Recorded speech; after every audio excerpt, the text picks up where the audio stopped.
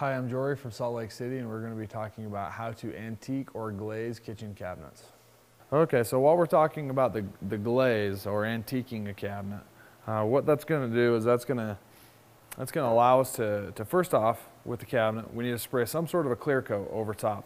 If you don't do that, the glaze will seep too far into the wood and into the grains. It's not going to work. You got to put a seal coat down.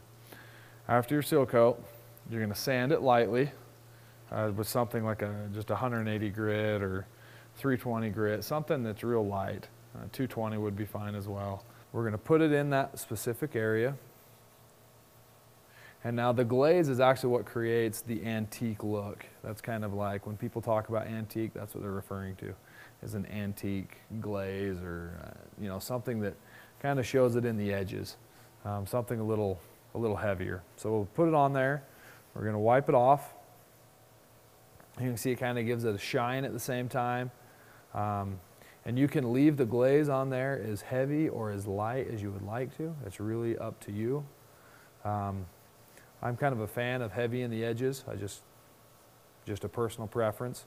If you don't like them heavy in the edges and you just like the darker look that the glaze brings to kind of antique it, that works great too. Wipe it clean. Typically the glaze will have about a 15 to 20 minute dry time, somewhere in there, depending on the heat and how warm it is and all those things.